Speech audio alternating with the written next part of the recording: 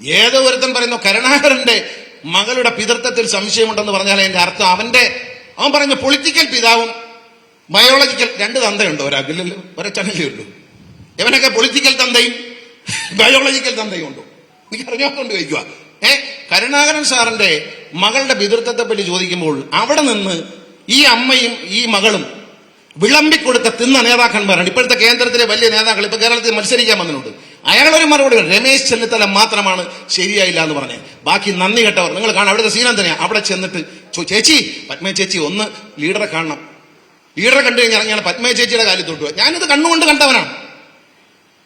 ചേച്ചി ഇത്ര മണിക്ക് ലീഡറെ കണ്ട് സീറ്റ് ചോദിച്ചാൽ കിട്ടുമെന്ന് ജോത്സ്യൻ പറഞ്ഞിട്ടുണ്ട്, എന്നെ ഒന്ന് കയറ്റി വിടണം.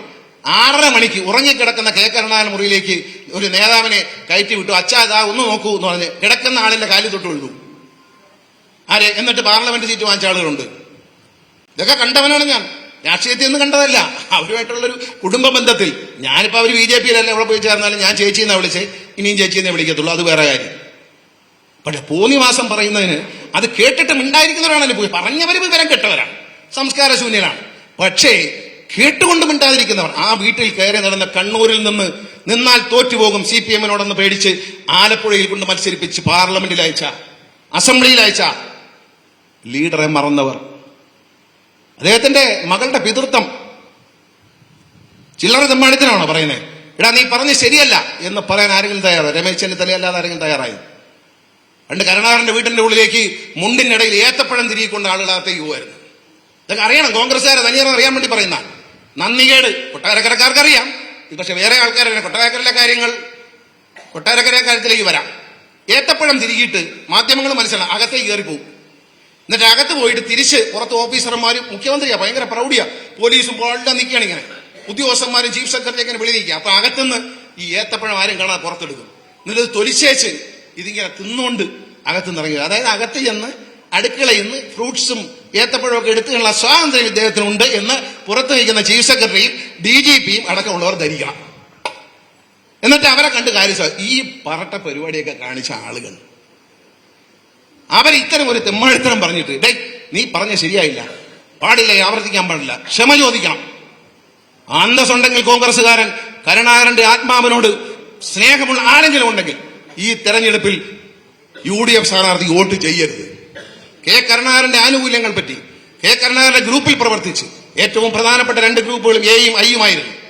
ആ കെ കരുണാകരനോടൊപ്പം പ്രവർത്തിച്ച് കരുണാകരന്റെ ആനുകൂല്യം പറ്റി കരുണാകരന്റെ ദൈവത്തെ പോലെ കണ്ട് അനധികൃതമായി കാര്യം സാധിച്ചവർ, അധികാരത്തിൽ ഉയർന്നു വന്നവർ, മന്ത്രിമാരായവർ, 26 വയസ്സിൽ മന്ത്രിയാക്കിയവർ, പന്തള സുധാകരനടക്കം ഏറ്റവും പാവപ്പെട്ട കുടുംബത്തിൽ നിന്ന് ആളുകളെ മന്ത്രിയാക്കിയും കൈപിടിച്ചു കൊണ്ടുവന്ന കെ കരുണാകരനെ കോൺഗ്രസിന്റെ ഒരു പുതിയ തലമുറയിലെ ഒരാൾ വിവരക്കേട് കൊണ്ട് അധിക്ഷേപിച്ചെങ്കിൽ മാപ്പ് പറയണം. ഈ കരുണാകരൻ സാറിന്റെ വീട്ടിലെ ലീഡറെ അല്ല കാണുന്നത്, ലീഡറുടെ ഭാര്യ കല്യാണിക്കുട്ടിയമ്മ, അമ്മയെ രക്ഷിക്കണം, അവർക്ക് പാവം ഒറ്റ പാവം ഒന്നും പറയില്ല, ഈ കുട്ടിയെ ഒന്ന് സഹായിച്ചോളൂ കേട്ടോ എന്ന് പറയും. അത്രേ ഉള്ളൂ.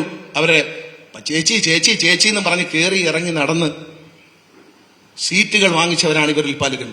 ഇത് കണ്ടവനാണ് ഞാൻ. ഇത് എന്റെ കണ്ണും കാതും കൊണ്ട് കണ്ട കാര്യം. ഗണേഷ് കുമാർ അറിഞ്ഞു പറയുന്നതല്ല. ഈ ഏത്തപ്പഴത്തിന്റെ കഥയൊക്കെ 100% ശരിയാണ്. ആരാണെന്ന് പറഞ്ഞാൽ അവരും സ്ഥാനാർത്ഥികളാണ്, മോശമാണ്. അതുകൊണ്ട് സ്ഥാനാർത്ഥികളെ പറ്റി പറയുന്നില്ല.